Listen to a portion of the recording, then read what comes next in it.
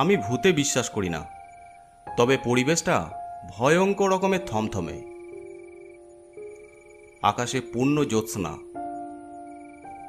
এর মাঝেও স্টেশনটি ডুবে আছে গাঢ় অন্ধকারের মাঝে। আমি ট্রেনের বগিতে বসে জানলা দিয়ে বাইরে তাকিয়ে আছি। ছোট স্টেশন, তবে বেশ গুছানো।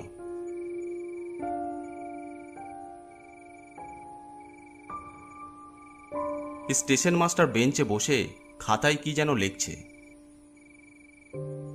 কিছুটা দূরে একটা চায়ের দোকান। যাই হোক, ব্যাগ নিয়ে স্টেশনে নামলাম। স্টেশন মাস্টার আমার দিকে এগিয়ে এলেন। আপনি কি একা এসেছেন? জি, একাই এসেছি। ভদ্রলোকটি শার্টের নাম প্লেটে মতিন লেখা। সে পতাকা নাড়াতেই হুইসেল বাজিয়ে ট্রেনটি ছেড়ে দিল।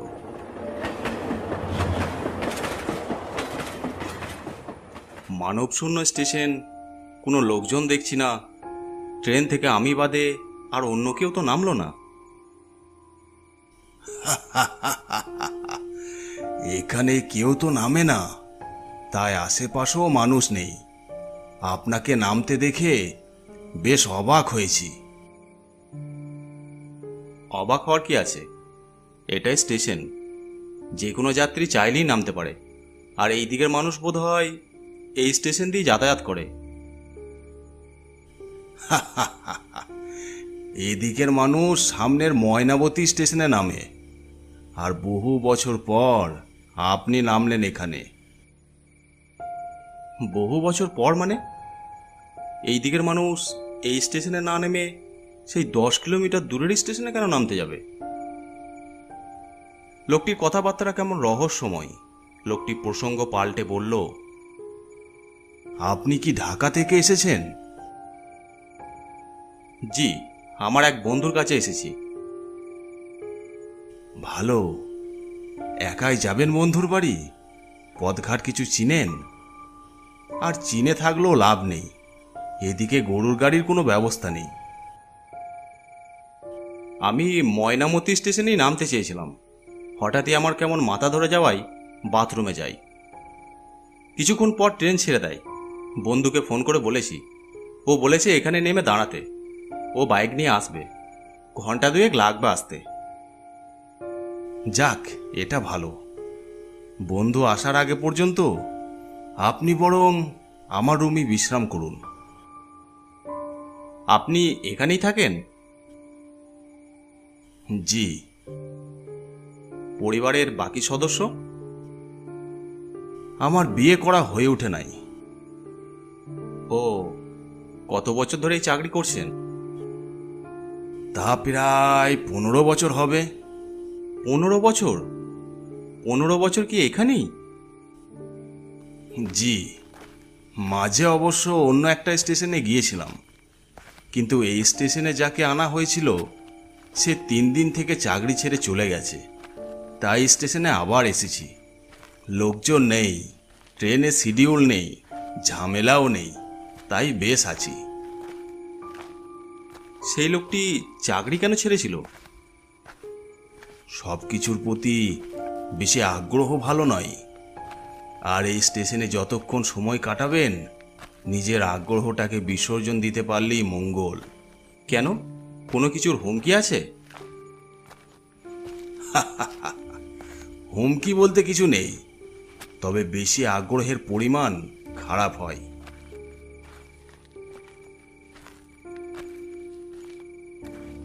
মতিন সাহেব রুমের সামনে এসে বলল, আপনি ভিতরে বসেন, আপনার জন্য চায়ের ব্যবস্থা করি। চা খাবেন তো?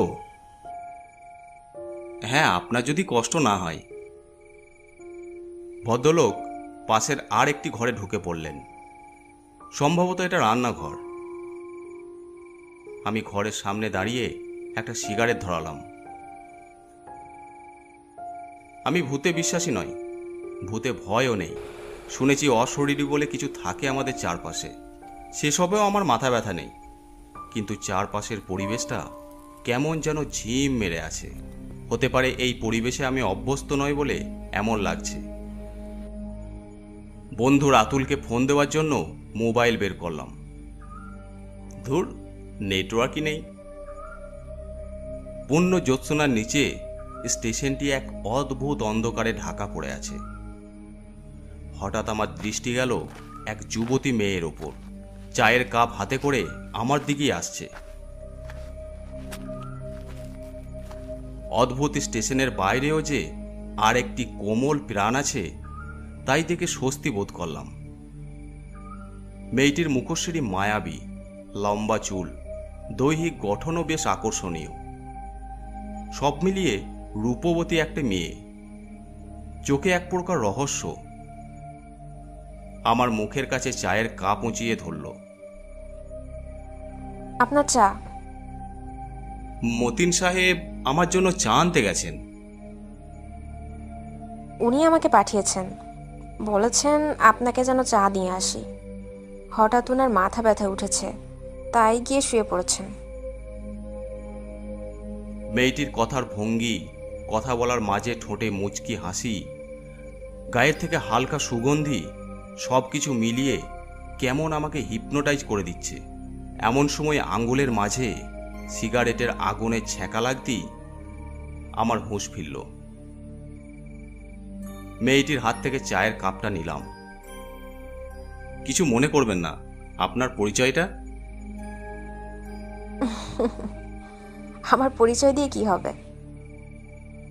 অচেনা এক জায়গায় অচেনা এক মেয়ে আমার হাতে চায়ের কাপ তুলে দিল, আর আমি তার পরিচয়টা জানতে চাইবো না? আমার নাম রুনা। ও আচ্ছা, মতিন সাহেবের কাছ থেকে যতদূর শুনেছি এখানে উনি ছাড়া আর কেউ থাকেন না। তবে আপনি? উনি আমার চাচা হন, আমার বাবা নেই। উনার কাছেই বড় হয়েছি।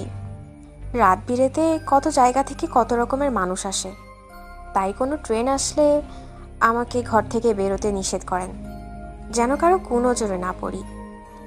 আপনাকে ভালো মানুষ মনে হয়েছে, তাই আমাকে বলেছে ঘন্টার দুয়েক যেন আপনার সাথেই থাকি।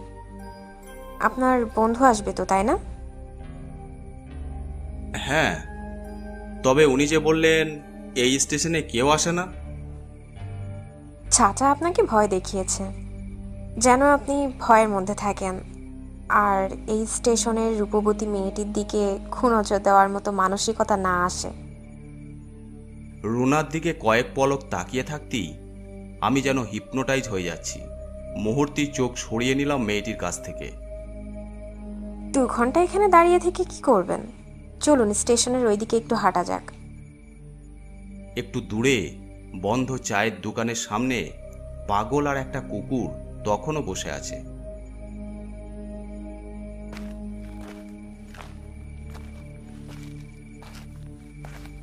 চা খাচ্ছেন না কেন? ঠান্ডা হয়ে যাচ্ছে তো। চায়ের কাপ মুখের কাছে নিতেই কুকুরটা ঘেউ ঘেউ করে উঠল। হঠাৎ কাপটা নিচে পড়ে গেল। মুহূর্তে আমার হুঁশ ফিরে এলো। এই অন্ধকারে কোথাও হেঁটে কি হবে, তার চেয়ে বেঞ্চিতে বসে কিছুটা সময় কাটানো যাক। রোনা একবার কুকুরটার দিকে তাকালো, তারপর বলল, আচ্ছা। কুকুরটা তখনও আমাদের দিকে তাকিয়ে আছে। বেঞ্চিতে বসে রোনা বলল, আপনি এখানে বন্ধুর কাছে কেন এসেছেন? বেড়াতে এসেছি, সেমিস্টার শেষ, তাই ভাবলাম এদিকটা দেখে যাই। বিয়ে করেছেন? না, প্রথম চাকরির চেষ্টা করব, তারপর বিয়ে। প্রেমিকা আছে? হুম, না, ছিল। এখন নেই কেন? আমাদের মনের মিল ছিল না। এখন কাউকে ভালোবাসেন? না, তবে পছন্দের একজন মানুষ আছে, যাকে দেখে কথা বলে কিছু সময় কাটিয়ে মনে হয়েছে বাকি জীবনটা তার সাথে কাটাতে পারবো। ও আচ্ছা। আপনি খুব সহজেই একজনকে নিজের বশে করার ক্ষমতা রাখেন। আপনার পছন্দের কেউ নেই? মানুষ হয়ে জন্মেছি, পছন্দ অবশ্যই থাকবে। সেই পছন্দ কি ভালোবাসা পর্যায়ে? তাই বলা যেতে পারে। কয়েক বছর আগের কথা। আপনার মতোই একজন ভুলক্রমে ট্রেন থেকে নামলো, কিন্তু এখানে যাওয়ার কোনো জায়গা ছিল না। তাই অন্য ট্রেন আসা অবধি সেই মানুষটা এখানেই সময় কাটায়। তখন আমার সাথে পরিচয় হয়। মানুষটাকে দেখে আর তার সাথে কথা বলে কি মনে হয়েছিল জানেন? মনে হয়েছিল আমি এর জন্যই সৃষ্টি। একটা পর্যায়ে সেই মানুষটি আচমকা আমাকে বলে বসলো, রুনা, আমি তোমাকে বিয়ে করতে চাই। বিশ্বাস করবেন না, সেই কথাটি শুনে আমার মনে হয়েছিল আমার জীবনের সব কিছু পাওয়া হয়ে গেছে। আনন্দে আমার চোখে পানি চলে এসেছিল। উনি ঢাকা গেছেন আমাদের বিয়ের ব্যাপারে কথা বলতে।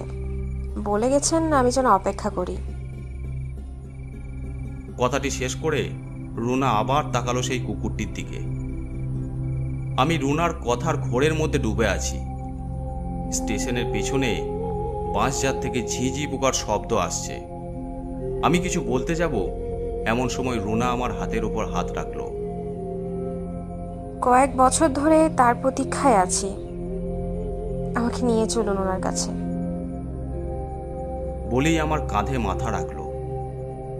মেয়েটির চুল থেকে আসা এক অদ্ভুত সুগন্ধি আমার চোখ বন্ধ করে দিচ্ছে, শরীর দুর্বল করে তুলছে। রুনার কোমল হাতখানা খুব শক্ত আর ভারী মনে হচ্ছে।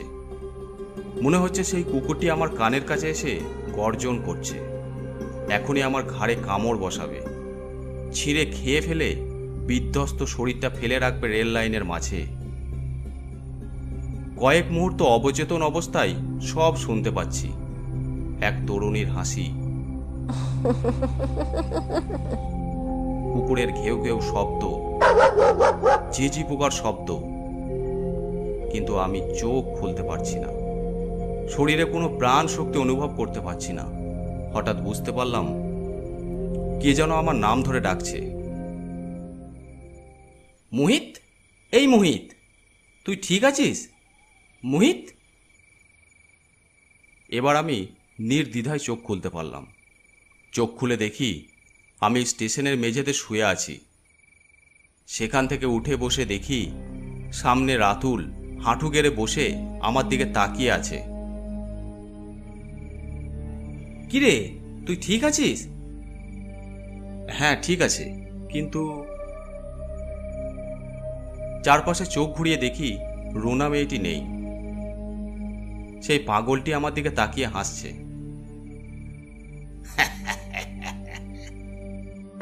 কুকুরটি ঘেউ ঘেউ শব্দ করছে। চায়ের দোকানটিও বন্ধ। কিরে, কিছু খুঁজছিস? হ্যাঁ, আমার সাথে একটা মেয়ে বসেছিল। ও কোথায় গেল? কোনো মেয়ে বসেছিল? তুই তো একাই এখানে পড়েছিলি। ঢাকা থেকে বান্ধবী নিয়ে এসেছিলি নাকি? না, এখানকার মেয়ে, স্টেশন মাস্টারের ভাগ্নি। কি সব বলছিস? বাইরে চল, বাইক রেখে এসেছি। বাইরে যেতে যেতে বলিস ঘটনাটা কি। কিন্তু রুনা? আরে কিসের রুনা? চল তুই, হারামজাদা। রাতুল আমার হাত চেপে ধরে বাইরে বেরিয়ে এলো। স্টেশনের গেটটা পার হতেই রুনার গায়ের সেই অদ্ভুত সুগন্ধিটা আমার নাকে তীরের মতো এসে বাঁধল। আমি পিছন ফিরতেই ওর হাসি শুনতে পেলাম।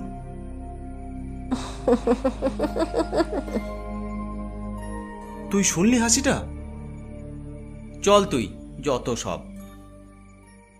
বাইকে বসিয়ে রাতুল রওনা দিল ওদের বাড়ির উদ্দেশ্যে। ঘটনাটা কি এখন বলতো আমাকে? তোকে আগেই বলেছিলাম ময়নাবতী স্টেশনে নামবি। এই স্টেশনে কেউ নামে না, পরিত্যক্ত এটি। আর কে এই রুনা, পরিষ্কার করে বলতো। আমি স্বাভাবিক হয়ে রাতুলকে সব ঘটনাটা বললাম। ঘটনা শুনে ও রাস্তার পাশে বাইকটা থামালো। বলিস কি রে, ওপরওয়ালার দয়ায় খুব বেঁচে গেছিস তুই। মানে কি হয়েছে? তবে শোন ঘটনাটা। 10-12 বছর আগে এই স্টেশনে 3 জন এসেছিল বাবা, মেয়ে আর মেয়ের জামাই। তারা ঢাকা থেকে এসেছিল এ গ্রামে বেড়াতে। মেয়ের জামাই বাড়ি এ গ্রামেই, তাই শ্বশুর আর বউকে নিয়ে এসেছিল নিজের বাড়িতে। কিন্তু জামাইয়ের ছিল টাকার লোভ। মেয়ে ঢাকার স্থানীয় দেখে প্রেম টেম করে বিয়ে করে। প্রেম না বলে অভিনয় করে বিয়ে করেছেও বলতে পারিস। তো মেয়ে মারা গেলে কয়েক কাঠা সম্পত্তি আর আরামবাগে 5 তলা বাড়ি পাবে ছেলে। উইল ছিল এরকমের। ছেলে তখন ঠিক করলো মেয়েকে বাড়িতে নিয়ে এসে মেরে ফেলবে। দুর্ভাগ্যবশত শ্বশুরও আসলেন ওদের সাথে। তারপর এমনই এক রাতে শ্বশুর আর মেয়েকে মেরে ফেলে রাখে রেল লাইনে, আর লাশ ছিন্ন ভিন্ন করার কাজটা করে দেয় ট্রেনের চাকা। কিন্তু এসব ঘটনা দেখলো কে, যে এত পুরুষ সহ সব বললি?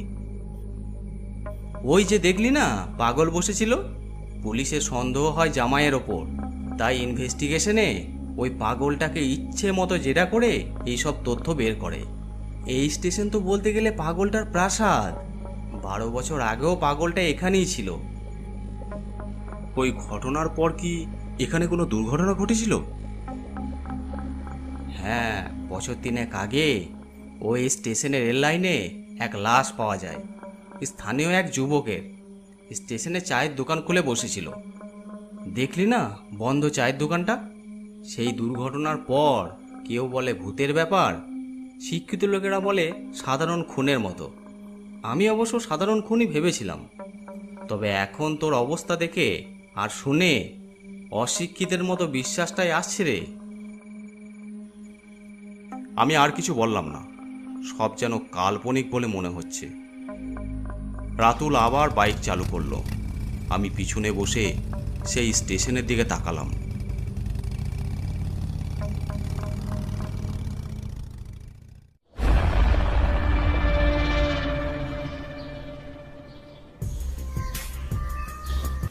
আজকের গল্পটি আপনাদের কেমন লাগলো অবশ্যই কমেন্ট করে জানাবেন। আর যদি ভালো লেগে থাকে অবশ্যই চ্যানেলটি সাবস্ক্রাইব করে দেবেন।